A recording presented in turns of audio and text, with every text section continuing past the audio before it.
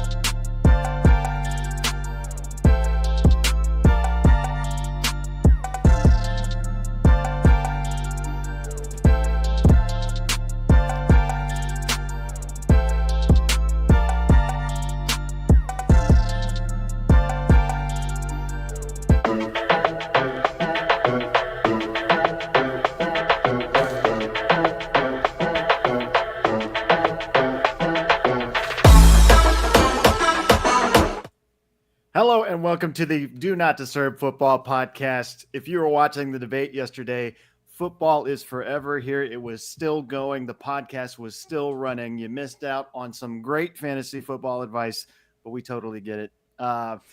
We are getting ready for we are getting ready for the week 2. Before I get started, let's mention today's date. This is the day that will never be forgotten, 9/11. We want to thank everyone that was involved in the rescue efforts during those times. Do you guys have any words you want to say about today? Just want to pay respect to the fallen, the folks that were on the planes during the hostage and then flying into both the towers, and the families that were impacted as well. I mean, it last generations in the impact that we had growing up as well, being so young and seeing an act of terrorism in our country. It makes a lasting impact on those even outside of it. So our respects definitely go out to the families that were impacted as well.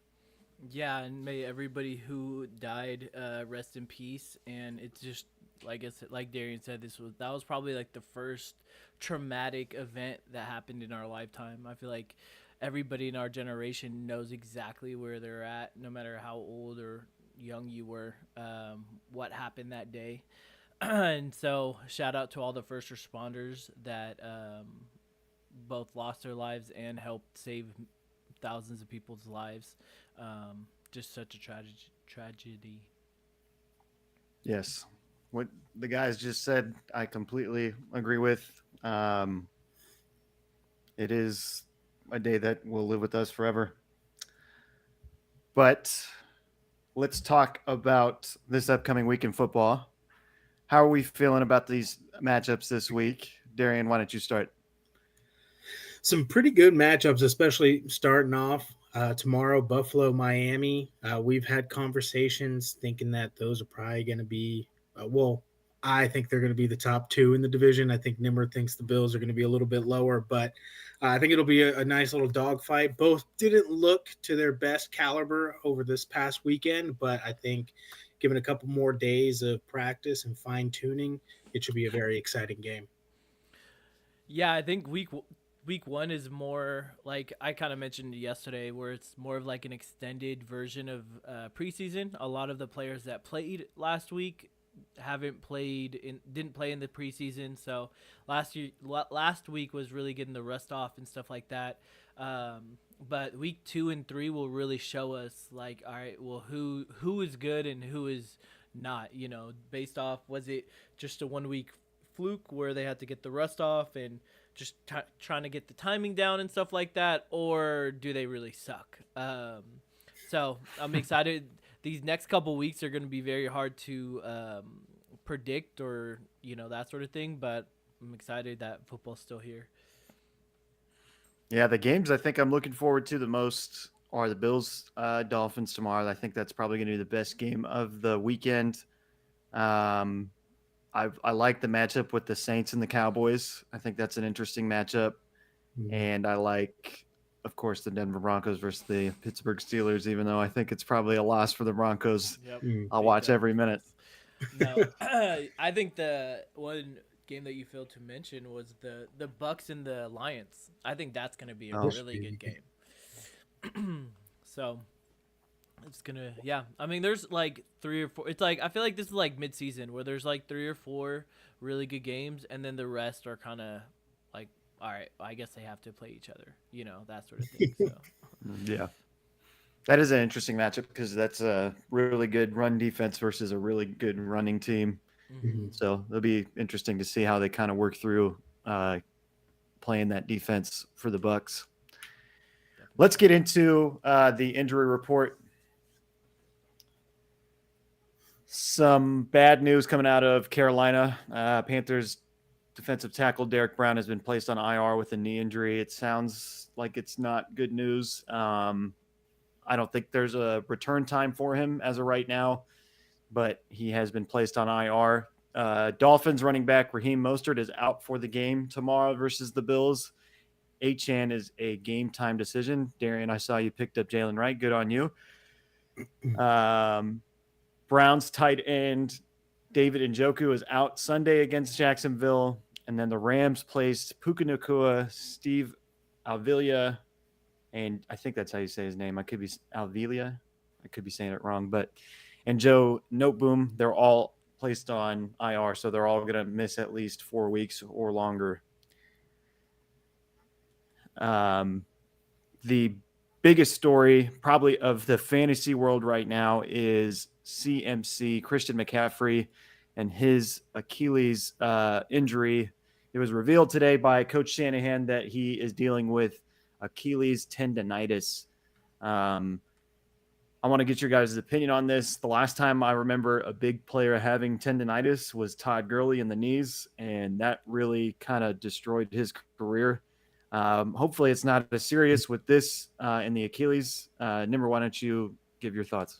Yeah, and I think that Shanahan came out and said that if this was a playoff game, then that he would play. So I feel like because this is a long season, because Christian McCaffrey is Christian McCaffrey and he's a vital part of their offense and of their team in general, they're just saving him. I think that they are kind of just being cautious of him and his injury.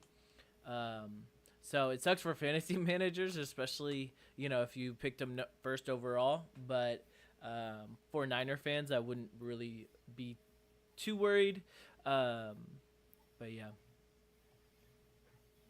Darren, what do you think? Yeah, to what Nimmer said, it's a long season. It's 17 games. We're in week 2. You don't want to risk one of your best assets in the early stages of the season. Rest him up. You got a great performance out of Jordan Mason, so his backup is just as good. So with I'm so sorry. with that, I don't think it's going to be too long of an injury. I know tendonitis, it takes a little while. You want to keep it iced, you want to keep it elevated, keep it active. But with that being said, I mean, it is kind of the Madden curse. Maybe it's the pre-stages, something, God forbid, happens, but this is like little strings being pulled. of the Madden curse. So all that goes to say, I hope he does become really healthy. I love CMC; he's a great player. So I think you just rest him up, have Jordan Mason come in, stay strong in the running game, and then bring him back when he's fully healthy. Yeah, as someone that's playing a team that has Christian McCaffrey on their team, Niners, just rest him as long as you can. Take your time with this. We don't want to see Christian McCaffrey rushed back for any reason. Until after we play, after we play him. Yeah, but definitely, hoping for a speedy recovery for Christian McCaffrey. He is one of the most exciting players in the league. So hopefully this tendonitis, I'm pretty sure tendonitis is kind of one of those things that comes and goes away. Hopefully this is like a short little stint of the tendonitis and that'll go away and then he'll be good for the rest of the season. I don't really know how that works. So do you think that if what's his late name, Mason? That's Mason, the backup. Yeah. Do you think if Mason didn't do as well against the Jets, do you think that he would come back? See, the good thing with the Shanahan system is they run a zone blocking scheme. Mm-hmm. The coach there, the running back coach, I think his name is Bobby Boucher. Turner. Oh. Mm. Boucher. I think it's Bobby Turner. He was with Denver for some time in the Mike Shanahan system. He's kind of like the secret, best kept secret in the NFL with that running scheme. They're notorious for in that system for drafting 6th round, 7th round running backs, and those guys always succeeding in those systems. The bringing in McCaffrey, having him as like a 1st round pick makes the team look just unstoppable because he can read holes better than anybody.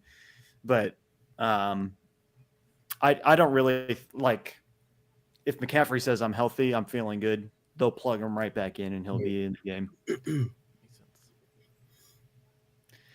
But we have a little preview of this weekend. This is for the Pittsburgh Steelers coming to the Denver Broncos. Last week when we left, I was pretty confident about the Denver Broncos.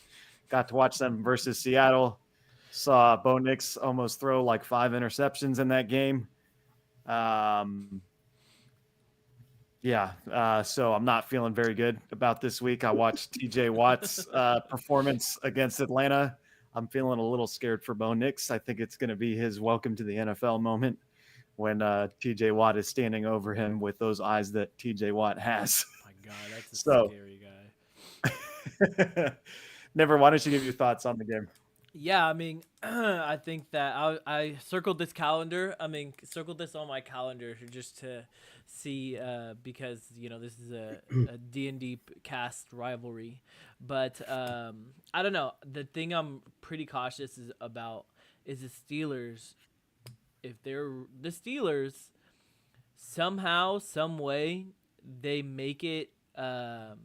They don't really excel the teams that they're supposed to beat.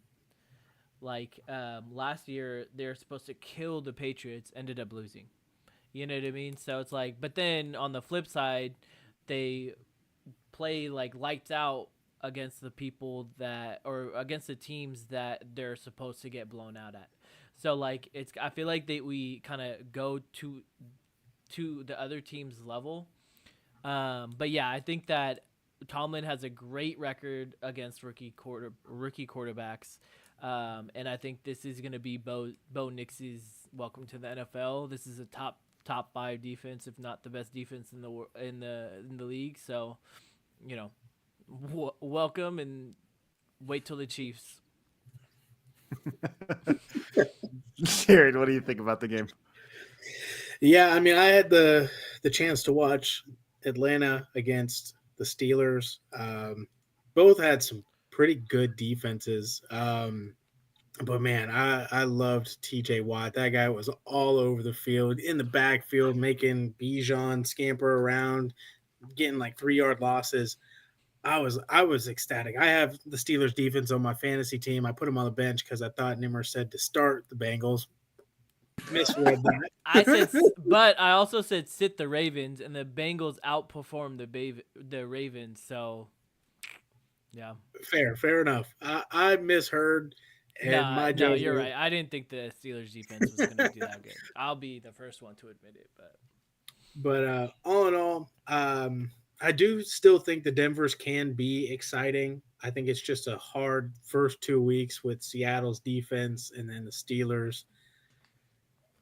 I mean, I think it's going to be, like you guys said, that welcome to the NFL. I think TJ Watt and Highsmith are going to come off the edge and just like meet him in the middle and find Bo Nix. And it'll be a crazy sack. He won't get injured, but I can picture that happening or there being like a strip sack. But there was a lot of penalties against the Steelers defense against Atlanta. And it just seemed like TJ Watt couldn't get what he wanted going. Like he had like 2 or 3 sacks that were called back because of somebody else, like hands to the face, pass interference or something. So if they get a little bit more discipline, that's going to be a stout defense going into the later parts of the season. But I think Steelers are going to be outpacing Denver in this one. Yeah, I don't know what I'm worried about more. I'm not sure if I'm worried more about the offense or the defense. The defense looked pretty bad last week against Seattle. Geno Smith took off for 34 yards, almost hitting 21 miles an hour on that run, which I didn't know Geno could move like that. I think he did hit.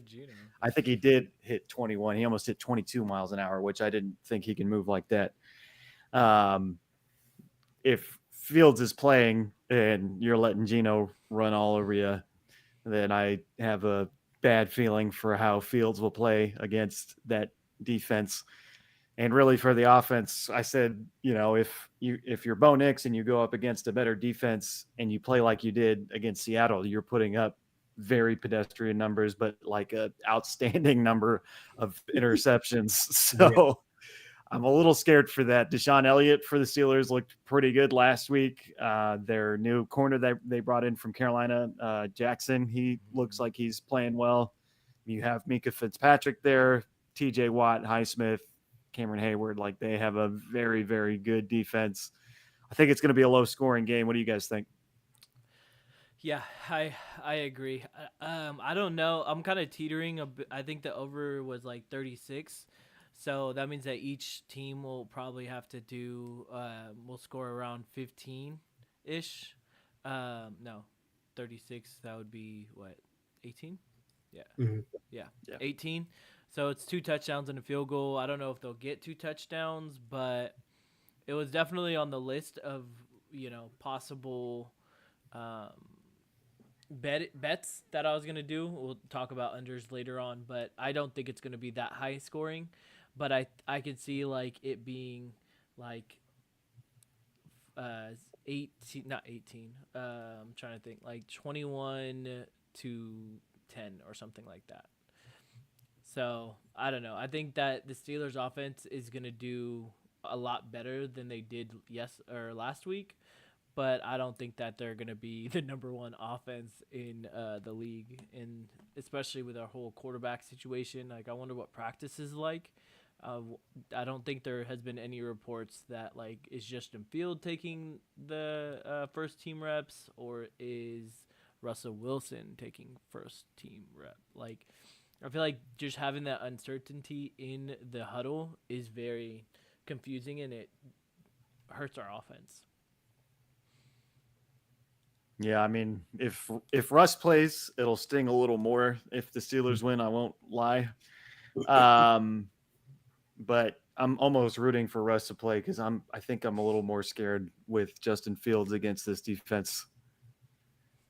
Yeah, I can see that. I think that Justin Fields in Arthur Smith's offense is a lot better fit than Russell Wilson in Arthur Smith's offense. I kind of mentioned it yesterday. Even if like with her offensive line, Justin Fields is able to escape the pocket. I don't think that Russ can run 21 miles per hour. I don't even know if he can crack Not like at all. 18. So I see that's my biggest worry, but I do want Russ to like go back to Denver, win, because I mean the the last reunion that he had when the Broncos played the Seahawks. And I think it was week 1, just like Yeah. last week, but Mhm. and he got demolished. So yeah. He looked terrible. It was Yeah. bad. What if he gets cut? Oh my god, imagine he gets That'd be in crazy. and then he gets cut. Oh. I mean, I don't know. He's a good backup option. I don't know how happy he would be about that, but What is he on a 1-year deal? yeah, Him and Fields are on a 1-year deal. it's the last I don't year of know. his. I don't think Fields, when watching the game, it seemed that he wasn't comfortable. I think it's a testament to what Tomlin said, that both aren't where they want them to be. And it was very apparent. I mean, for the fact that, I mean, he does have that added bonus of being mobile and being able to escape the pocket when it's collapsing in. But he was making that first priority before passing it. So it scares me for, Pickens and Fryermuth. I mean, Fryermuth was his safety valve, to check it off to. But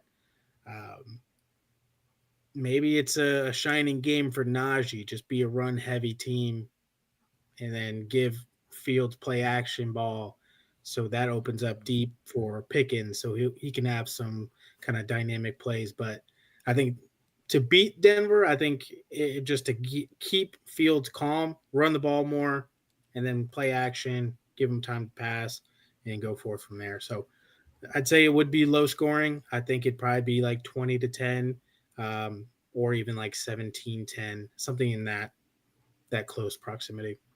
Yeah, I mean if they play the way they played last week, they could win the game easily. They could put up 18 points again, have Chris Boswell kick every single point, and they'll win the game. Yeah, and I feel like that's what's gonna happen is they're just gonna run the ball a lot. I mean, I've been saying this all throughout the podcast. We're just gonna run a lot, and then we're gonna do the play action, have Field roll out, and I feel like Fields is a lot better, more comfortable on the move. But I think just him passing, I think that Chicago really fucked him mentally. And the fact that they're trying to have him a pocket passer and not really like change the offensive scheme to how he plays. So I don't know. It's gonna be interesting to see, but yeah. All I want to do is win.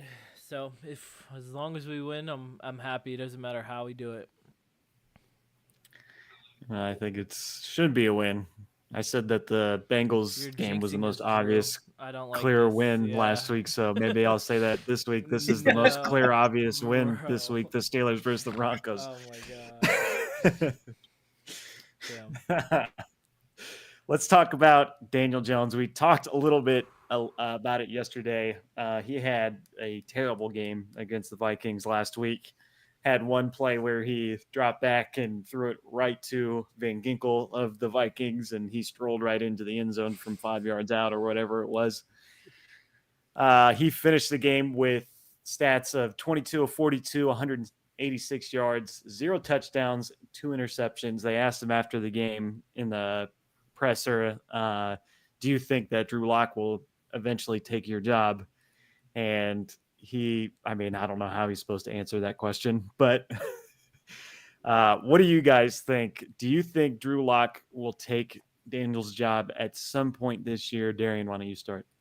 I mean, let's put it all out there. Daniel Jones isn't the best QB in the league, but Drew Lock over him, no shot. Daniel's got the clear starting picture.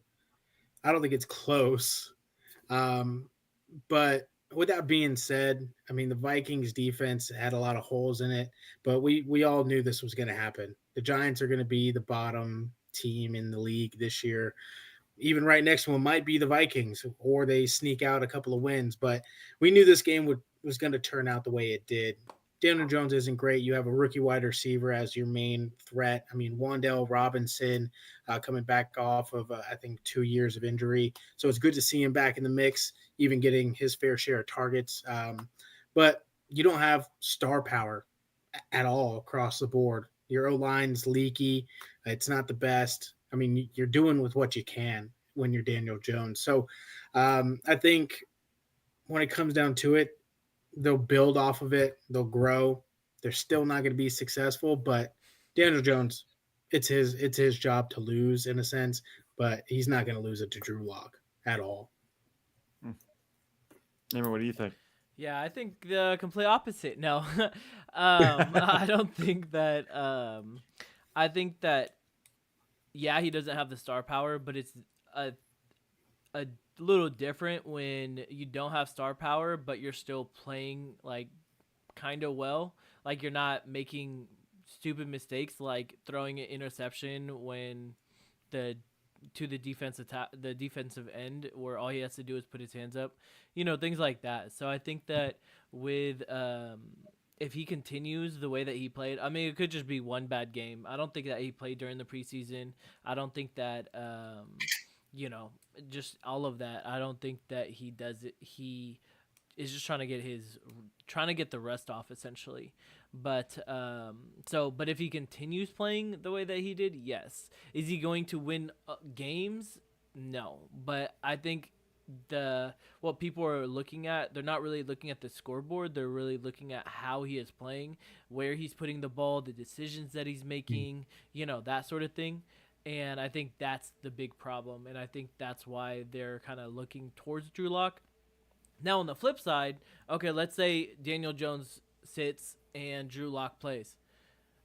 Well, do you think Drew Lock is going to do that much better? Do you think that Drew Lock's going to start all of a sudden making this Giants team super, super good? I highly doubt it. So, I mean, you're already paying him a bunch of money. So, I don't really see them sitting him. But if he continues playing like he has been, I can definitely see him sitting before the bye week 11. Yeah, I think Darren brings up a good point.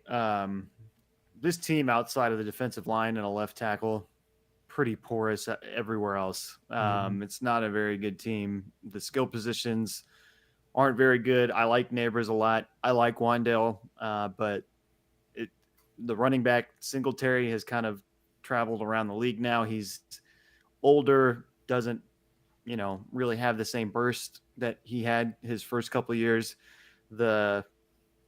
I can't really name a lot of people on the defense outside the defensive line. I think they have Adoree Jackson still, but I could be wrong. He's the corner. I really don't even know if he's there or not, to be honest with you. With Drew Lock, that was a Denver Bronco. He was one of the 13 quarterbacks we've had since Peyton or whatever it's been. So it didn't work in Denver. They got him to Seattle. Seattle, he had a good game against the Eagles, but they ended up letting him walk away.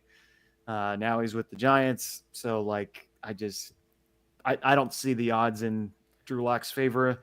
I think there probably is a possibility for a switch at the quarterback, but probably not till the end of the season. Probably, once the season is a wash. And I mean, I think if you're a Giants fan, you probably think that this season already is a wash. But once you're sitting with a record where you have 3 or 4 wins, maybe that's when you put Drew Lock in just to see what it looks like with him. But I mean, I don't really think it makes a difference. This team is not very good. Probably, if not the worst team in the league, one of the worst teams in the league. So yeah. So who do you think's worse, the Giants or the Panthers? that's hard. It's hard. I don't know. That's such a hard question because both O-lines are not very good. I think there's better players overall on the Giants. Maybe. I don't know. It's really hard. It's kind of back and forth. What do you think, Darian? Honestly, my bad, everyone, for last week. I heard there was a little joke here in yesterday's episode that the Panthers and Saints would have a close game. Boy, was I fucking wrong. I had a lot of promise, or I put a lot of promise into the Panthers offense with Canales, and it did not show even that defense was getting punked. I mean, Rashid Shaheed put up 73 yards on you on like a 59-yard touchdown too. Took up most of it. Um, I mean, you did one good thing, and that's locking up Olave, but you left everyone else fucking open. So when it comes to it, man, pieces wise, I mean, the Panthers have a couple more stars or stars to be. I mean, Derek Brown, unfortunately, he's gone. J.C. Horn, I like a lot as a corner, a young corner growing up in this league. But on that offense, I'm not really sold on anyone. I thought Deontay Johnson would have a nice little first game. Maybe they're working out the kinks, but yeah, with Bryce Well, Young back there, I don't like Bryce Young. I thought everyone gave him the comparison of Drew Brees, and I think that was just an overreaction. I don't think he's good. There was a reason why CJ is looking better and is in a better system, and producing and is more electric. And I think they wasted a first round pick, the first overall pick, on a subpar QB. But I think to answer your question in a long winded, I think the Giants are better. Just they have a little bit more pieces, and Panthers are just god awful again. that offensive line for the Panthers just cannot hold up. I know you're going against the Saints D line, which is a better D line, but it doesn't seem like they've made any progress on that offensive line this year. I think when you think about like the players, I think I like the players on the Giants more. I like Brian Burns. I like Neighbors. I like Dexter Lawrence. They got Deontay Banks too. Their corner, yeah, pretty good. Even their number 2 receiver Wandale Wright, I think looked good last week. I like the receiving core for the Panthers probably a little more, but just that O-line is just not good. I think that's going to make them the worst team in the league this year. Dang. It would be What's your crazy opinion if on they that? my opinion, I think that I actually think that it would be I think the Panthers need a lot more work than the Giants. I mean, they're both really bad, but I think the Giants are like 1 or 2 pieces away. But the Panthers, like you said, they're gonna just need 5 new offensive linemen, honestly, because that they just ran through the Panthers, like, and it's not even against Bryce Young or the offense or anything like that, but like it's hard to be a quarterback when you literally only have less than a second and the D line is already there. Like, unless you're just gonna do quick slants the whole time and screens the whole time, like it would be really really hard. Plus, I think the owner has a lot to do with it. I don't really know the owner of the Giants, but I mean the Panthers owner publicly has definitely just ran through coaches, and I think the stability of the Giants coach definitely helps the culture and helps the team and that sort of thing, and that can go a long way, especially throughout the season when you're 1-10. At least you have like a pretty good coach to kind of fall back on and keep the morale a little high. But if you're the Panthers and you're going through a coach every single year, how can you get any stability? I mean, just like Max Crosby, when the Raiders were shuffling through coaches, he's like, I've been here for 5 years and haven't had a coach for more than one offseason. Like, how that you can't build a culture, you can't have any stability, you can't have a scheme if all of a sudden they come in and then they leave. So I think that has a lot to do with the Panthers' downfall, as well as their own line. Yeah. Good take. Yeah. It would be crazy that the Panthers literally got the first pick in, what was that, 2021? And then, no. Was it 2022? Gave it up. They earned the first pick in 2023, and they're going to get the first pick in 2024. That's wild. Yeah, it's kind of crazy because Bryce Young is one of the smaller quarterbacks in the league. I'm a little worried to see what happens with him, just because if you have a bad year this year, maybe they give you one more year, and then after that, I think his rookie contract is almost done. I don't know where he goes. I don't know what happens to him. Yeah, starts becoming like Kenny Pickett and Mac Jones just as a backup, A Some floater. floater. Damn. But let's get into the against the spread segment. We gave you this last week. We're going to give it to you again this week. This kind of gives us a chance to give our thoughts about all the games that are happening. Let's start with the Bills Dolphins. This is two teams that looked a little underwhelming last week, but were pretty good to end the season last year. You have stars on both sides. I think there's one injury for the Bills. Their nickel corner Johnson, he's out. And then you have Mostert, who's out, and Achane might not play in this game. So take a look at these records. Mine sucks. Why don't Darian, why don't you go first? What are your thoughts on this game? Yeah, I think it'll be an exciting game. I think it'll be a pretty close one. I think last year Dolphins snuck one away from the Bills, and I think they do it again this year. I think just building on from last week from Jacksonville, they put it together. No one gets detained before the game, since and they have a brighter day. But I definitely think that the Dolphins win this matchup and cover. Number, what do you think?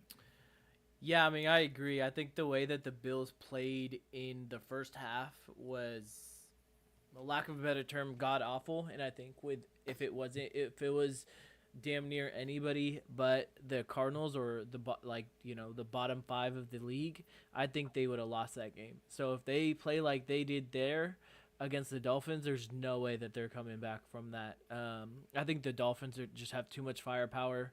I think that they're going to contain Josh Allen a lot more. And I think that the Dolphins are just going to go away with this. Yeah, I changed my mind last minute. I was going with the Dolphins right before the show, and then I changed. I'm going with the Bills, and maybe this is why my record is so bad, but I like the Bills in this matchup.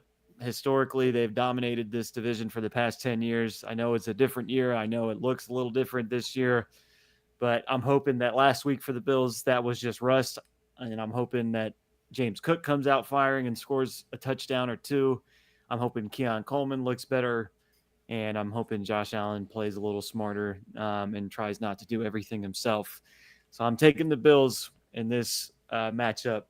Saints Cowboys. This was a matchup that I said I was excited for.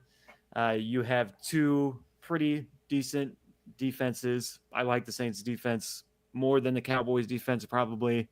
Cowboys looked surprisingly pretty good last week, having touchdowns from Brandon Cooks and looking like they weren't going to be having any offensive struggles or hiccups that you see these teams having in the first week. Nimber, how do you think this game goes? Who's covering the spread here? I mean, I think the Dallas Cowboys looked really good, and it hurts me to say this because I'm not a big fan of the Cowboys. Oops, that's you. All right. I think the Cowboys are definitely. I think the Cowboys are just gonna swap the floor against the Saints. I think that the Saints looked really good against the Panthers because they scored 47 points. But if you actually look at the stats, Derek Carr you would think that if you score 47 points, he would have like 400 yards. He had 200 yards. You'd think that Alvin Kamara would have, a bunch of rushing yards if Derek Carr didn't throw. All right, well maybe they just ran the floor with the Panthers. Nope, he had 83 yards. And then the receiver that had the most yards was 73. So you beat somebody by 47, but then you don't crack 100. Nobody cracks 100, and your quarterback doesn't even. So I don't think that the Saints are as good as they looked week one. So I'm gonna go with the Cowboys. Darren, what do you think? I think it's an interesting matchup. Watching the Cowboys play against the Browns. I mean, the Browns' offense looked like garbage. I mean, Watson back there was bad, but they've had energy. They were coming out ready to play. Even their offense looked pretty crisp. Um, but I think just matchup wise, I think the Saints could potentially push this. Um, and so I want to err on that side. This might be the game that I am kicking myself in the ass for, but I think the Saints can push it and actually have a pretty good game against the Cowboys. Just because I think I heard something as well that based on the Cowboys defense, Trayvon Diggs shadows only one side of the field uh, for most of the time, or 99% of the time, doesn't travel against the wide receiver one. So that could open up opportunities for Olave since he did have a dud week last week. So he could come out firing against the Cowboys. So that's probably what is my assessment, and that's why they may push it just with that the defensive scheme of the Cowboys. Yeah, I think for me, the Saints looked good last week. They're probably feeling pretty confident. I know Derek Carr has kind of been very up and down his entire career, but I like the Saints in this matchup. I like their defense. I think that, I guess I've been doubting the Cowboys 2 weeks in a row, so I'm going to doubt them again. I think that this defense could be one of those really sneaky defenses this year, and I think Dak is going to face that this week, and the Saints will cover the spread. I don't know if the Saints win, though. Yeah, and I was gonna remind all the viewers that this is not who wins. This is more, does Dallas beat them by a touchdown, or does the Saints, they can lose, but as long as it's less than a touchdown. And I also wanted to say these are from ESPN Bet, the spread. So, and they obviously fluctuate throughout the week. So if you're watching this on, I don't know, tomorrow or Saturday, the lines might change. So don't rate our comments and say, oh, the Dallas actually it's now 7.5 or whatever. Like, Buccaneers at Lions. Interesting matchup here. We talked a little bit about it. I want to know how you guys feel about this. Darren, why don't you start? Yeah, I like this matchup. It's two really good matchups for the Lions, back to back with the Rams and now the Bucks. And we saw again that the Lions secondary kind of had some passing woes. I mean, Kupp had 14 catches, 110 yards, which is filthy numbers. I think he was also playing in the slot, which is where they struggle a lot. So with this, I think kind of tangent point, Godwin has a fucking pop off game here, and they have trouble covering him. And with that being said, Baker looked pretty good against the Commanders defense. I think he puts up perhaps another 2 touchdown, maybe 3 touchdown performance. And in this, they do push it. I don't think they win, so to speak, but they do push the line. Number, what are your thoughts? yeah, I agree. I think 6.5 is way too much. I think that it's going to be maybe a field goal. I think that the way the Lions played against the Rams, when the Rams didn't have their starting offensive line. I think they didn't even have their second string. There's a couple tackles were second string, and then I think they got hurt. So I might be wrong on that. It might have been their starters. I don't know.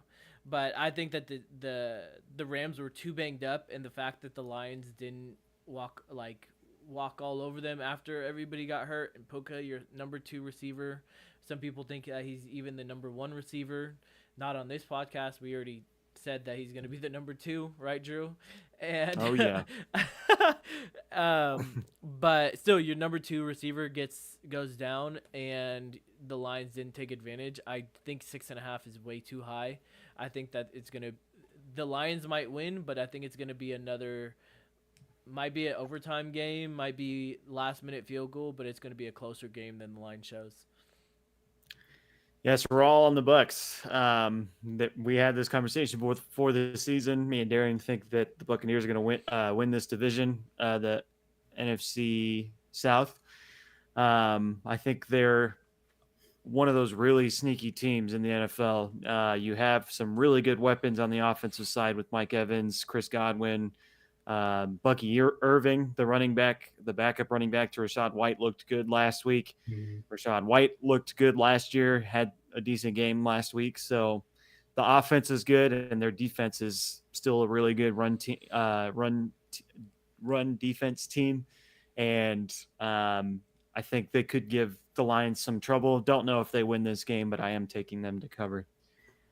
Colts Packers. So for the Packers, I guess there's a chance Love's going to play, a very small chance, but I don't think he's going to play. Probably Malik Willis for the Packers. There was a game last year where Malik Willis got in the game and threw the ball 3 times. So there's not a ton of confidence in this guy. Maybe it's different with the Packers. That was with the Titans where he threw 3 passes. So let's hear what you guys think. Who do you think covers? Nimmer, why don't you start? Yeah, I think so. There's a small chance of Love. Get it? Small chance. Yeah, small chance of Love. Yeah.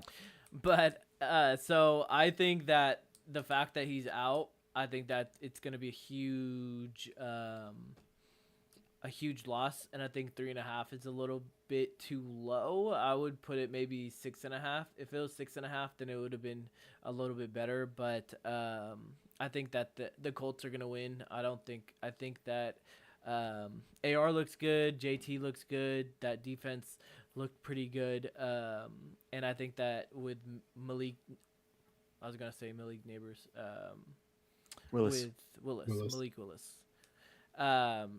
He has no experience. They traded for him, so if Jordan Love is out for 4 to 6 weeks or whatever, like some reports have said, then you kind of know that the Packers liked him because they traded for him. It wasn't just he was sitting on the couch and they signed him. So, but I think in this game the Colts win by at least a touchdown.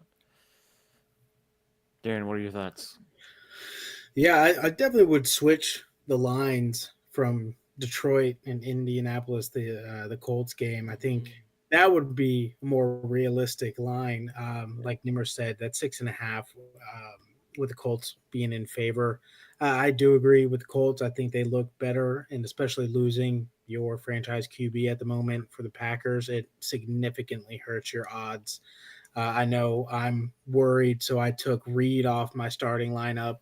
So, yeah, well, my mind is on the Colts. I think they have a really good game. They also played a really good game against the Texans, so I think they carry that momentum, despite having a loss, into this one and coming out with the dub. I'm going with the Colts as well. They looked good last week. Malik Willis, I'm not very confident in. I don't really know how this offense is going to look like. Do you try a bunch of like jet sweeps and trick plays if you're the Packers? I don't really know. So I'm just going to take the Colts just because I really don't believe in the quarterback for the Packers. Jets at Titans. So you had the Jets lose to the Niners last week, and the Titans lose in a really close game with the Bears. Both teams are probably going to really want to win. What are your guys' thoughts on this? Who covers? Darren, why don't you start? Yeah, I mean, the Titans' defense was pretty surprising against the Bears. But then your offense stalled out. I mean, you were up 17-0 and then end up losing 24-17. Golly. And even like Will Levis throwing that pick and then dropping to his knees and throwing his hands on his head. Like, that's going to be the meme for this team this year. Give me the Jets. I think they played a pretty good game against the 49ers, and they're going to be just as good, or if not better, against the Titans. Who's your pick, Nim? Yeah, I'm picking the Jets as well. I think that the Aaron Rodgers is not Caleb Williams, and he's actually gonna, throw a touchdown. And I think that the Titans are just not ready. I don't think Malik. God dang. Will Levis. I don't know what's going on with my brain, but I don't think that Will Levis is. The Jets are just going to smother him, and he's not going to be able to do as well as he did against the Bears offense. You ever see that video of Dan Marino when he first started broadcasting and he's like trying to talk and he messes up and he like slams the table? I should. That's what you just reminded me of there. Yeah, I honestly was going to, but then like my camera would be shaking. Got so much crap on this desk already. The dog sitting behind me, everything would just Hmm. I had to think rationally. I couldn't let anger take control. I'm going to take the Jets. I think that the Jets are going to be a decent team this year. I don't know how they fare in the playoffs, but I think during the regular season, they're going to be a good team. This Titans team has a lot of missing pieces. I know a lot of people were hyping this team up. But I think, sure, you have some nice pieces on the offense. I like what I saw out of Pollard and Tajay last week, but there's a lot of holes on the defense that haven't really been addressed. You have Jeffrey Simmons up front, but outside of that, I don't really know. So I think the Jets win. Niners, Vikings. So Vikings actually, Sam Darnold, he had like a pretty crazy game last week.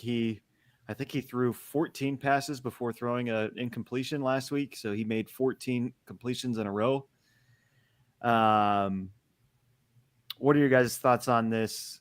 Niners coming to Minnesota to play the Vikings. Is Justin Jefferson and the boys going to cover? Are they all going to be doing the gritty? Nimmer, why don't you go ahead?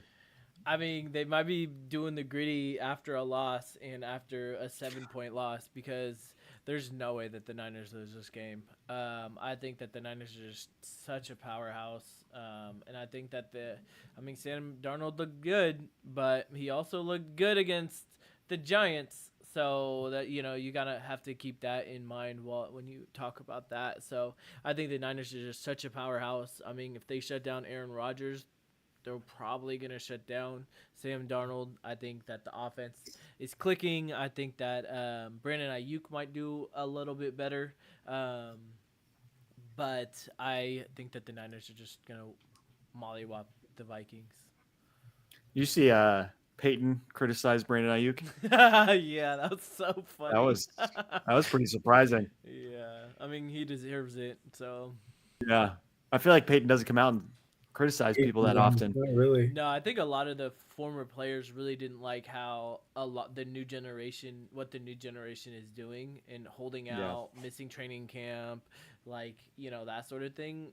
There's been a couple former players that are just like, you're getting paid 4 times as much as I did. You know what I mean? And you're complaining because you have a boo boo or they're not praising you like you've been praised your whole entire life. So. It's just the difference between like old school and new school, but yeah. Darren, who do you think covers here? It's going to be short, sweet, and simple. The 49ers are going to grab those Viking braids. They're going to town. Give me the Niners. Yeah, I'm sure when you do that, it's short and simple. Yeah, hey, I wasn't expecting job that. gets done. Short I'm and sweet. taking, That's all you want, Darian, right? It's just short and sweet. Oh, man. I am taking the 49ers for obvious reasons. I guess what Darian said, I'll say the same thing. Let's go. That was perfect. Let's go to the Seahawks and the Patriots. Maybe an interesting matchup here. Both teams won their games last week. New coaches for both teams. Probably defense is the strength on both teams. So who do you guys think covers here? It's a 3.5 line for Seattle. Darian, why don't you start? Yeah, this one is definitely going to be a defensive contest when it comes down to it. I personally think Seattle comes away, depending on how Kenneth Walker, if I saw that he's questionable. If he's healthy, he's going to have a pretty good game. And I think that'll be really the deciding factor.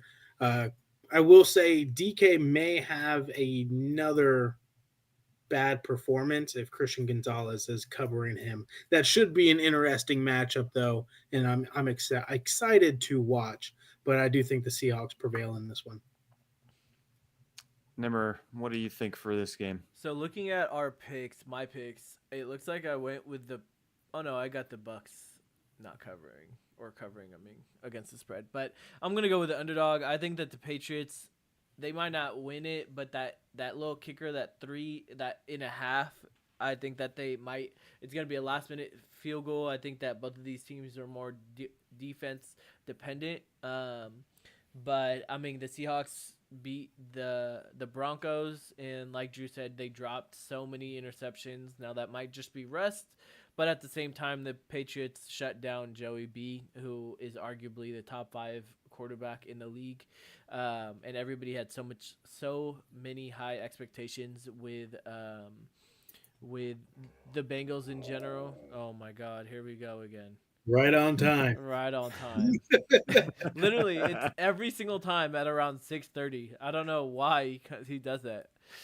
But as I was saying, I mean, they stopped Joey B, top 5 quarterback, and Jamar Chase, top 5 receiver. So give me the Patriots. I'm taking Seattle. I do like the case that you just made, Nim. I could see it being a game that the Seahawks win by 3, and then the Patriots would cover. But to your point, Darian, if Kenneth Walker doesn't play, Charbonnet scored a touchdown last week. He's starting to show that he can be a dual threat running back. I think he's fine. If Kenneth Walker were to miss some time, I think Charbonnet would step in and be a pretty good player in that place for him. So yeah, I'll take the Seahawks. Giants at Commanders. Probably a good game if you're owning Jaden Daniels in fantasy. But I don't know who's watching this game, to be honest with you. Maybe Darian. It's going to be maybe worse than the Germany game. Darian, who do you think covers in this game? So, I mean, I would love to say that the Commanders cover this, but they are and have been notorious to lose to the Giants, even though the Giants suck. But I got the Giants. I think it'll be a very close game and a weird – even like last year, we gave up a lot of touchdowns and to some scrub players, and we would get a lead, lose it, and then inevitably lost in like the last couple of seconds of the game last year. But in a hot take, my man Jonathan Allen is going to get so steaming mad after this game because he expressed his hatred for the Giants and how we lose to them that he requests a trade after we lose to the Giants. Oh, wow. Yep. Damn. That's hot take. That's my hot take. He was the one that was like, I'm tired of this shit. That. Sorry. No. He's going to this time around. He was the one that last year he said, I'm tired of this shit, man, or whatever. Yep. Oh. That was right after the Giants loss. Yeah. Interesting. Who do you think covers here? Yeah, I think the Giants. I think that I think Daniel Jones he's in the hot seat. I mean, after that press conference, everybody's saying, "Well, do you start?" So I feel like this is the game where he's going to be like going to try to prove it that he's should be starting. Will he do it? It's going to be interesting. But if I had to choose a game on their schedule for them to do it, it would be this one or the Germany game. So I'm gonna pick the Giants. I think that the Giants defense is going to Jaden Daniels is just not ready yet. I'm taking the home team in this one. I'm taking the Commanders. I'm kind of surprised you guys went with the Giants. I looked at my take like, oh, did I pick the Giants? But I didn't. But I'm going to say that I think Jaden Daniels is feeling confident, even though he lost last week, scoring 2 touchdowns on the run and having a pretty decent game, probably, in my opinion, the best game for rookie quarterbacks in week 1. So I'm going to take the Commanders, and yeah, I think that's my take for that. Chargers at Panthers. I would say if you're playing fantasy, run and go get the Chargers defense and put them as your starting defense this week because you saw what the Panthers offense looked like last week. Chargers at Panthers. Who do you guys have covering Nimmer? Why don't you start? Yeah, I mean, just to second that, I definitely think the Chargers are gonna win by at least a touchdown. If they beat the Raiders, who I thought was gonna be better than the Chargers, but if they can hold down Crosby and make him not do anything that game, there's absolutely no way that they're not gonna just pound it through their throat for the Panthers. So yeah. We're getting a little too sexual today, boys. Let's calm it down. Okay, sorry. Yeah, you gotta reel it back. Darian, what are your thoughts I on the? tried throwing that in just to see if you guys would catch it, and then you guys didn't say anything, and I was like, "Oh, okay, maybe I did a good job." Yeah. No, Good that's job, so yes. funny. Who do you think covers Darian? Yeah, for this one I'll be PG. I remember texting you over the weekend, Drew. I was like, "What is going on in this Chargers Raiders game?" Because I didn't have a broadcast. But every time I check in, it'd be like 5 minutes have been gone, no points have been scored, and it seems like the Chargers are all about ball control, milk the clock, get your points, and run. So I think they do that again with a leaky Panthers defense. Maybe it's a little bit more exciting. J.K. Dobbins could pop off again, especially with losing Derek Brown to the Panthers D line. I do see the Chargers taking this one and doing it with control. Yeah, I'm taking the Chargers too. Panthers are bad. So we'll move on to the next game. Yeah. Browns at Jaguars. Browns looked really bad last week. Jaguars should have won the game they were in last week, but ended up losing it at the end, as they have kind of been doing for the past couple of years. Who do you guys have covering 3.5 points for the Jags? Number, why don't you start? I think the Jags looked really good against Miami, and the Browns looked like shit, like their colors in against Dallas. So give me the Jags. Darren, who you got? Yeah, 100% agree with you. I like the Jags in this one and doing it pretty handedly. If you can put up 17 against Miami, I think you can come out and put up a lot more against the Browns. And hold them for, 22? I thought that was more impressive. Seems kind of like a weird game, to be honest, but I'm going to take the Jags. Deshaun looked pretty bad last week. I'm a huge fan of Christian Kirk. I don't really know why, but I'm a huge fan of Christian Kirk. And I think their offense is just a bit better than the Browns' offense. 100%. Raiders at Ravens. I personally think this is a pretty bad matchup for the Raiders, unfortunately. Nimmer, why don't you start? Who do you think covers here? So I think this is, I wouldn't say a good matchup. I definitely think the Ravens are going to win, but by 10, I don't see that happening. I can see them really winning by like maybe seven, maybe a touchdown, and it'd be close at the last minute. But I think that the Raiders are going to try to contain at least Lamar Jackson, and especially because he's banged up. Maybe they'll give the ball to Derrick Henry a little bit, but don't see that happening. I just 9.5 is a lot. So I think that the Raiders are going to cover. Ravens win, but Raiders cover. What do you think, Darren? Yeah, I think the Ravens are just too much for the Raiders defense. I mean, as we saw, Ladd McConkey went off against them. Even J.K. Dobbins, Gus did okay, but I mean, with that, you saw that the Raiders defense isn't as good as it seems. I think the Ravens definitely take this and probably have more than 10 points, probably 14 being the ceiling.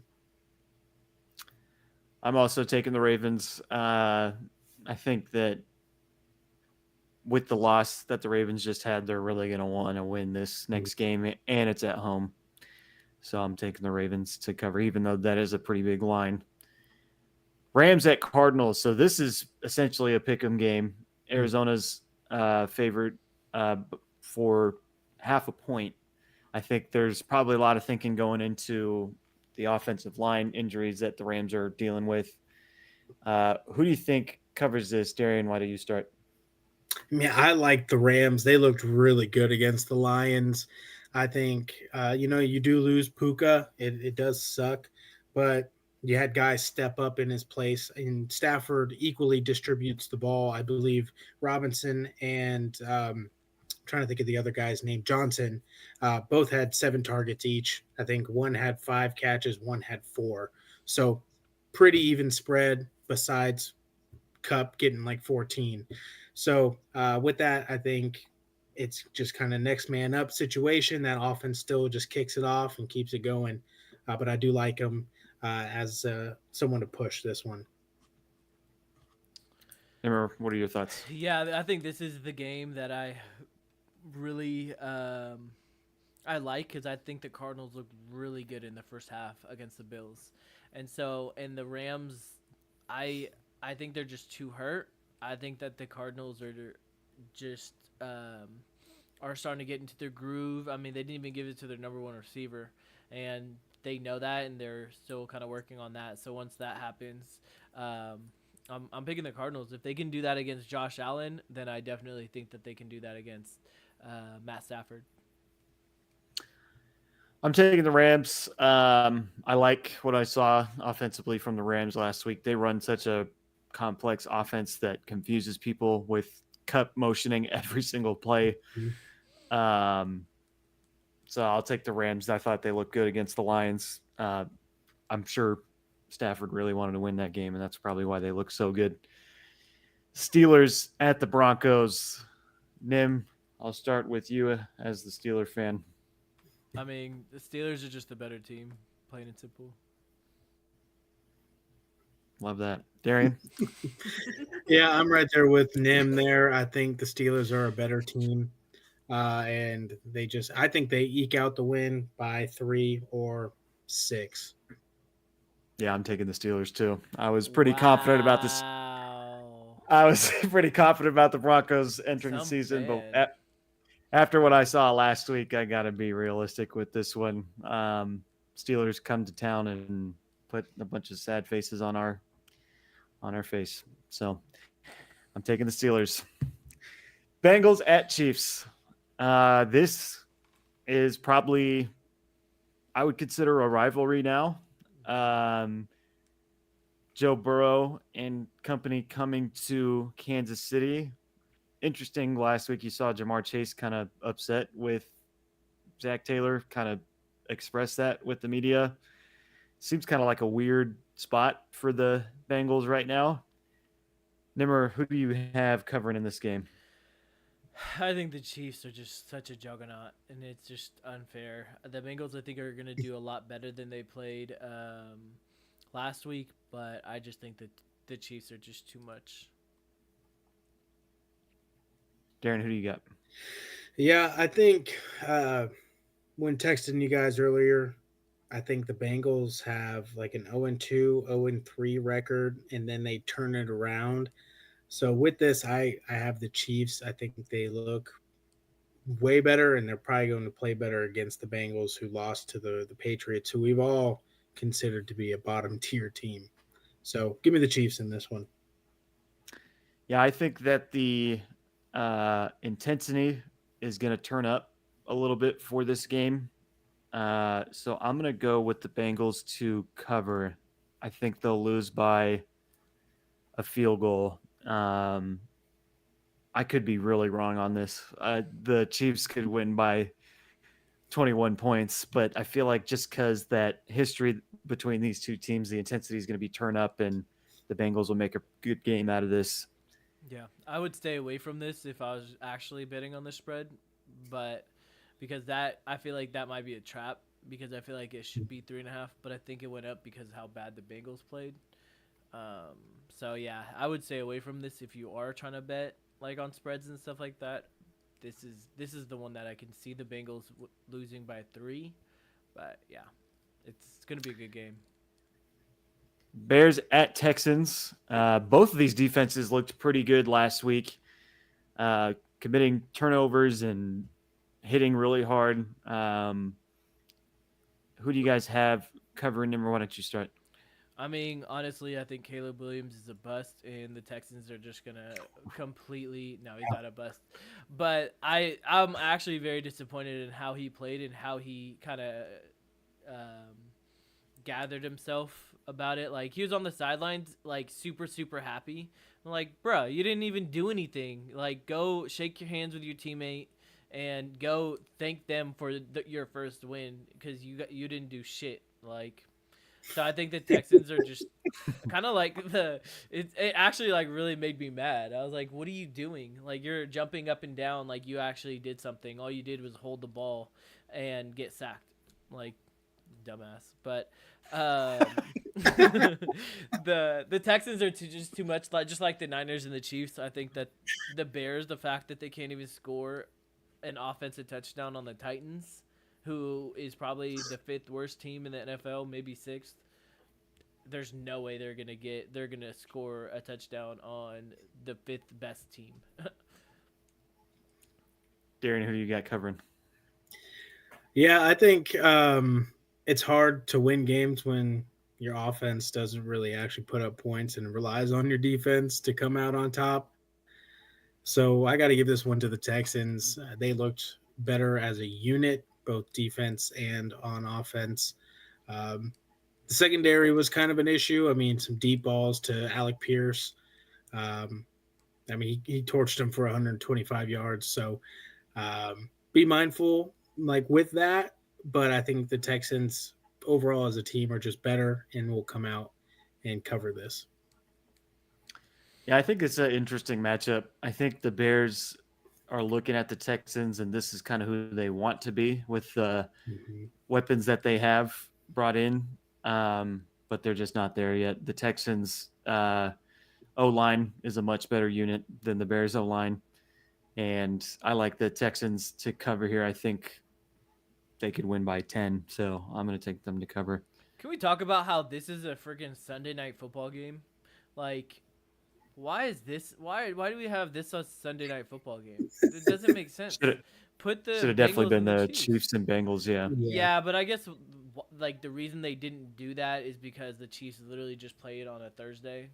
You know what I mean? Time, They already yeah. had a primetime game. But like I guess the Lions did too. I'm trying to think of another game that we'd. I mean, even the Rams and Cardinals. At least it's a vision That game. would have been a good one. That Right. would have been a good one too. Well, not the Yeah. stupid Bears and the Texans. Like, there's no rivalry. Both like the Bears suck. So it's like, why are we having the Texans? It's just so annoying. Even I hate like that. That pisses me off. It's like we have prime time. You have Carrie Underwood singing one of the best songs in America, and then you turn it on and she says Bears and Texans. Yeah. Fucking bullshit.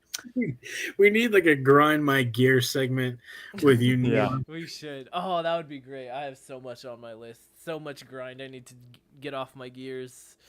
What would be funny is we did like a thermometer, and like it changes every time that like you get more and more mad. And when the bell rings, it's your mom screaming, "Nibber!"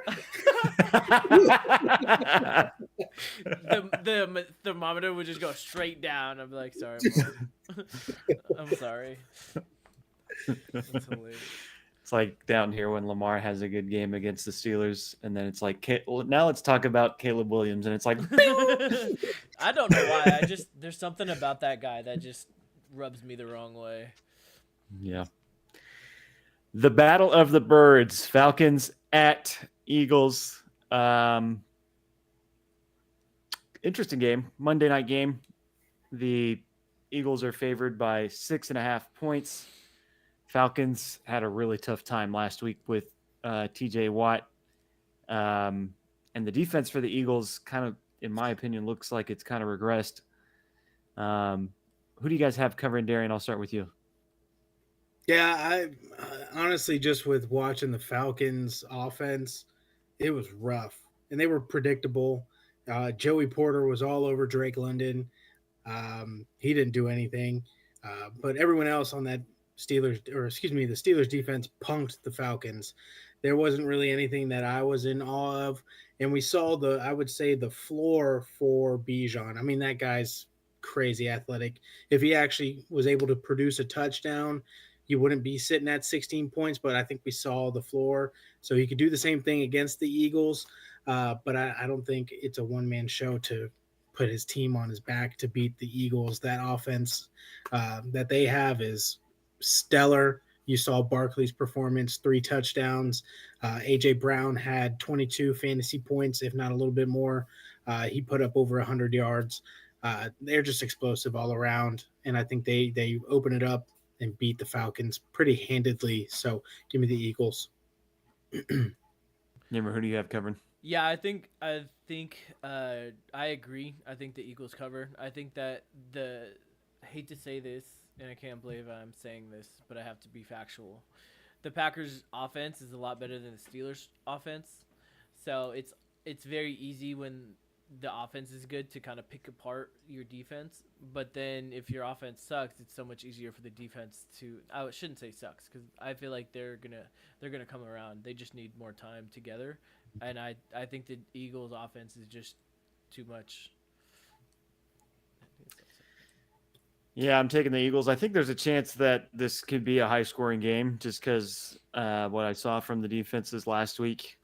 That secondary for Atlanta, I still believe in. I still think they're going to be a good secondary this year. But for the Eagles, their defense looked like it was struggling a lot. And to be honest, the Packers weren't having the cleanest game offensively, and they still put up a pretty good amount of points. I think the weapons for Atlanta are some good weapons besides Drake London. Shout out Dev again. But I'm going to take the Eagles to cover this. And that is our Against the Spread segment for week 2. We are going to go to break. We will see you guys in 2 minutes.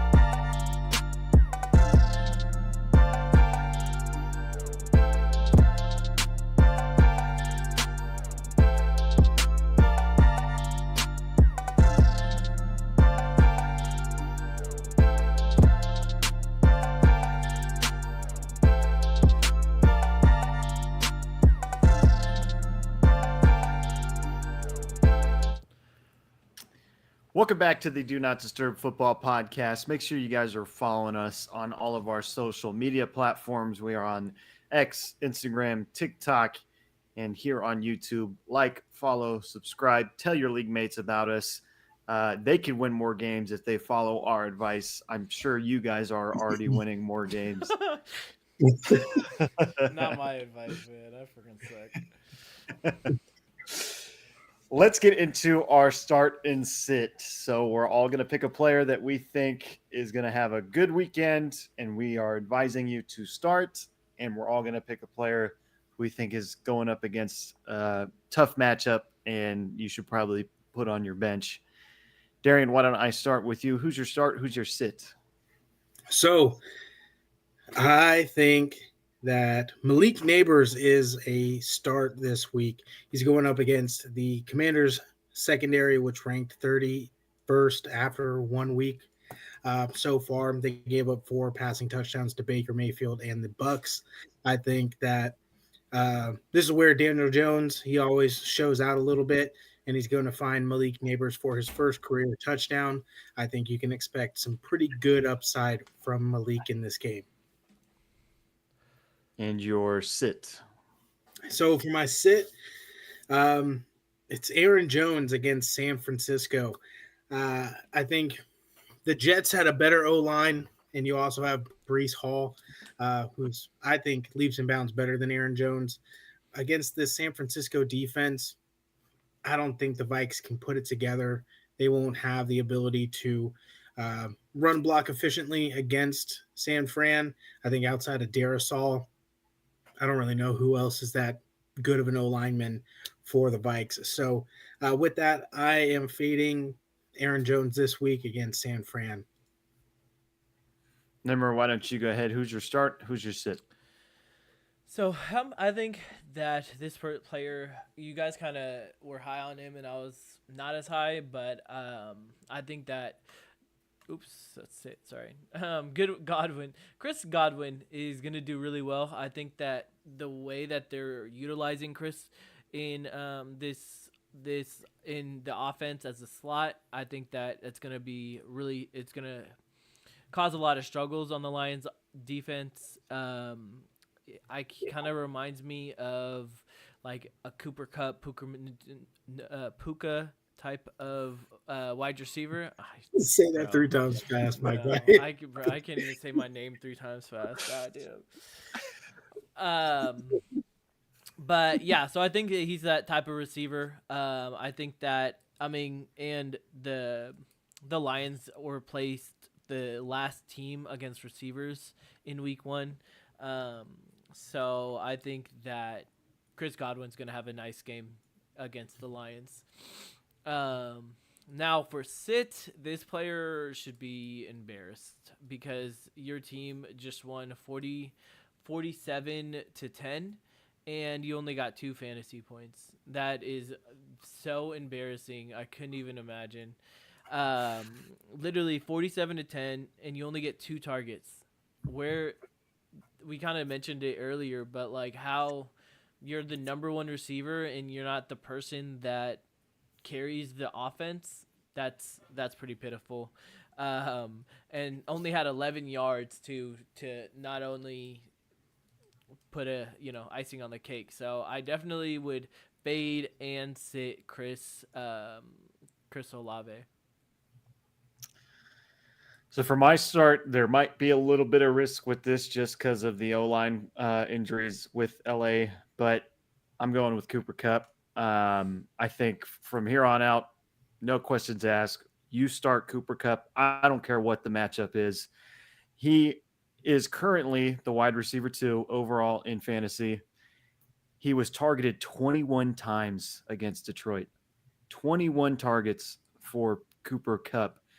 That is not going to stop. It is Stafford's favorite target. With Puka out, those targets are going to go up, you would think. I don't know about 21. I don't know if he can beat that. It's crazy from go up with that, Jesus. But you saw to start the game last week, I think on the first 11 pass plays, Stafford was looking for Cooper Kupp every single time, which is crazy. I expect monster performances out of Cooper Kupp. He was kind of the guy in the offseason. I said, go ahead and draft him. Just do it.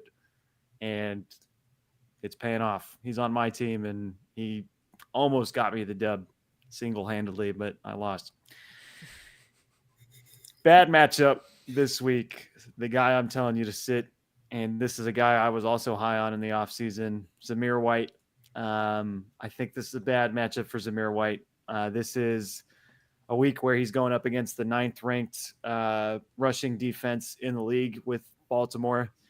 If you look at the highlights last week for the Raiders and Chargers, there were multiple situations where Zamir White just needed 1 yard to get a first down on a 4th and 1 and a 3rd and 1, and he was getting stopped by the Chargers defense. I think this defensive line for the Ravens is even better with Madubuike, Owe, and Roquan Smith behind them with Simpson, who's turned some heads at times. He's a young player, but he looks like he could end up being a pretty decent linebacker, especially against the run.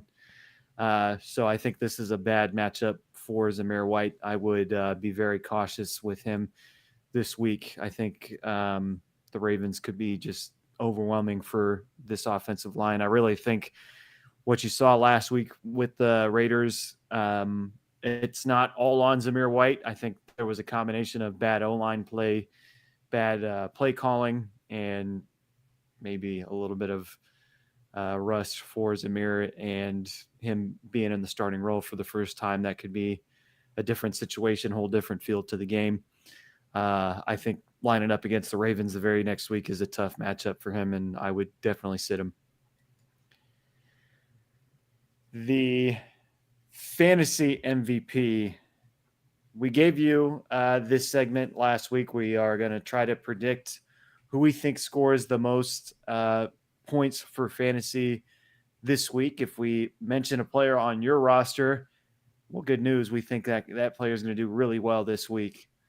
Nimmer, why don't you start? Who is your fantasy MVP this week? So, I think all three of us were kind of high on this player going into the offseason, but last week he really didn't do that well. But I think Dalton Kincaid is going to be the standout player. I think tight ends in general last week did not do well. I think Kyle Pitts was one of the only ones that had double-digit points, and that's just only because he scored a touchdown. So I think that Kincaid's going to do really well. I think that they're going to be looking to pass it a lot more. I think that since Josh Allen ran it a lot during for last week, they're going to try to contain him if they can and load the box. So then Kincaid's just going to go right up over top of the linebackers. He has 6 receptions in the past 7 out of 8 road games. So I think this is going to be his game, and I think this is going to be Josh Allen's favorite receiver or person to throw to. And I think that is going to be the fantasy MVP. Darian, who is your fantasy MVP this week? Yeah, I got to give it straight up. It's going to be Jonathan Taylor. He's going up against the Packers defense, who just let up 3 touchdowns to Barkley. And with that being said, the Green Bay defense gives up a ton of points to offenses that run zone run. And with that being said, the Colts are a zone run heavy offense. I think they feed JT. I think they see that JT is just as good as Barkley, in air quotes, but they feed him. They see the success that Barkley had. They're going to recreate that this week, and JT's going to just take off with it. Just like to point out, both of those guys are on my team. So what's that? I hope we're wrong. No.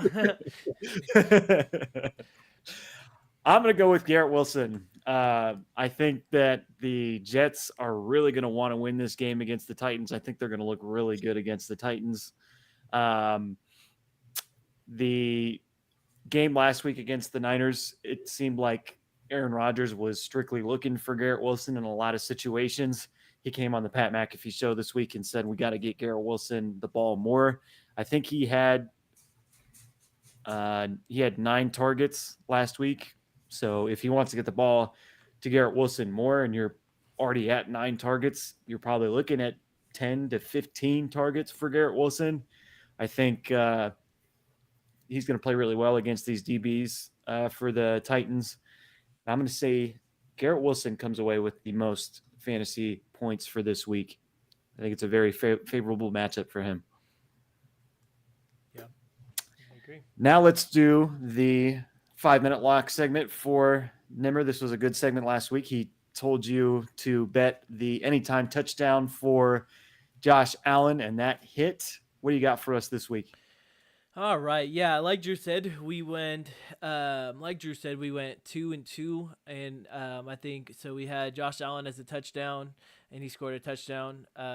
We had Cooks over in rushing, smashed that. But then we had Dolphins 3.5. They went 3 on some sports books. They had 3. So hopefully, if you tailed that, then you kind of pushed on that one. And then unfortunately, the one that got me were the Raiders money line. But what I have for you today is I have the spread. I have a spread play, anytime touchdown play, prop play, and money line play, just like last week. However, I'm going to try to kind of change it up. I'm going to do a unders play because I think the defense is going to really take advantage of or take control of this week, and an anytime touchdown parlay. Okay, so let's go with the player prop. The player prop that I think is Jakobi Meyers for over 2.5 receptions. I think Minshew is going to just check it down. They're going to do a couple slants to him. He actually averages four targets or 4 receptions a game in the past. I believe it was 12 or the past 6 games. 6 or 8 games, he's averaged 4 receptions. So I think he's going to really smash this. I think that they're going to try to get the ball in the air and give Minshew a little bit more confidence. As for the anytime touchdown, I think it's going to be, like Drew said, Garrett Wilson. I think that this is by far Aaron's favorite receiver, even though Lazard got 2 touchdowns last week. I think that Garrett Wilson's going to score. I think it's going to maybe even score 2, but I just want him to score 1. The money line, it was kind of tricky because there was either a blowout, so the odds were really bad, or the close games were kind of a toss-up. I think that the Arizona Cardinals looked really good against the Buffalo Bills, and I think that they're going to come out and with the same intensity that they did in the first half. And I think that the Rams are just kind of too beat up to beat the Cardinals, and it's a division game, and so. And for the spread, it's still staying in the Cardinals division. I think the Niners are going to demolish the Vikings, and I think that they're going to easily cover the spread. And so this is the parlay. We have Wilson, the anytime touchdown scorer, Jakobi Meyers over in receptions, Niners to cover, and the Cardinals to win. For this, I would probably go 1 unit on each and maybe half a unit on the parlay. I wouldn't go just all in on the parlay. But that being said, if you are a degenerate like me, I do have 2 different parlays for you.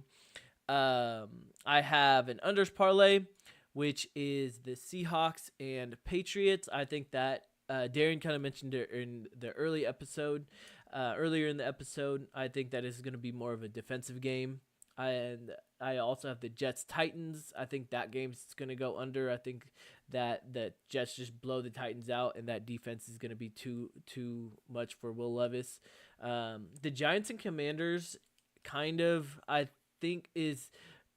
I like that because I don't think the offenses are going to be that well, but the defenses kind of scare me for the Commanders. But I think that I don't think that each team is going to score 20 points. And then the Chicago Bears, Caleb Williams couldn't score on the Titans. There's no way he's scoring against the Texans. So give me that under. So that was the unders parlay. Let's go with the anytime touchdown parlay. So I know I said Garrett Wilson, but I wanted to kind of take him out of this parlay. You shouldn't really double dip when you're gambling, because if you're wrong with one player, that just ruins your whole parlay. But so I think CeeDee Lamb is going to score against the Saints. I think that he didn't score last week, but I think that in the past 6 games, or 7 games, he scored 1. 7 out of 8 games at home, he scored. Then I have James Conner, who scored in 6 straight games, so we're keeping the hot streak. And then Isaiah Pacheco, I think he scored in 8 out of 9, the past 8 out of 9 games. And last but not least, I think that Joe Mixon's gonna score. He's scored in 5 out of the 6 home games. So I probably would put either a quarter unit or a half a unit on both of those parlays. And don't forget, gamble responsibly. Back to you, Drew. Definitely always gamble responsibly. There is a no sweat bet on the Bills Dolphins game tomorrow. I was looking at that. If you were to put one, I don't want to put you on the spot, but if you had to put like a little parlay together for that, what would you do? I probably would do. That's hard because I probably would do Kincaid over, and then I would do Kincaid over in receptions. I'm sorry, Kincaid over in receptions. Then I would do Tyreek under. I don't think that on receiving yards. I don't think that he's gonna do that well, especially because they don't have a running game. So I think that they're gonna kind of bring back. And then we'll do a 3-legger. Probably. I mean, you can never go wrong with Josh Allen anytime touchdown. So Yeah. I don't think he's gonna be running the ball that much, but I think that in the red zone, he's just gonna tuck it and run. I can see that. But I'm not too confident Well, on that. That was just the top of my head, so that doesn't Yeah. count. No, I just if anyone's out there wanting to bet on FanDuel, there's a sweat bet on or no sweat bet on there. You could put a parlay together that is, I think, plus 400 odds, and the max refund is $5. So all you got to put it in is $5, and you'll get that back guaranteed. But that is everything from us. Make sure you're taking close attention to the start and sit that we're doing, the advice that we gave you. Listen to the waiver advice that we gave to you yesterday. I think some of those players will be some key pieces for some of you guys rolling into this weekend, especially for those of you guys in deeper leagues. Make sure you're following us on all of our social media platforms, Instagram, X, TikTok, and YouTube. Once again, thank you for the rescue efforts in 9/11. May people that passed away in that tragic event rest in peace. Let's get ready for another week of football. Anything from you guys before we get out of here? Do you want to put a wager on who wins? Maybe? Steelers Broncos? Yeah. I mean, obviously not money, but like you have to go buy a Steelers shirt and wear it in one episode.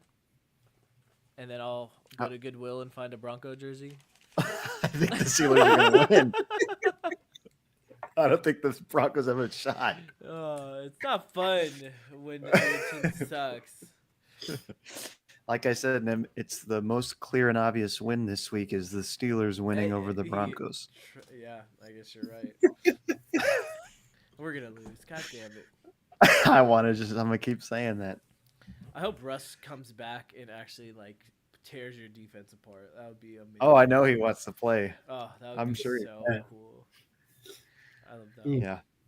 I mean, guy's washed, but Yeah, it's not gonna happen, but that would be cool. but that is everything from us. We'll give you our thoughts on that Steelers Broncos game when we come back here on Tuesday. We'll have more waiver wire advice for you. Let's enjoy week 2 just like we did week 1. Have a great rest of your week and a good weekend.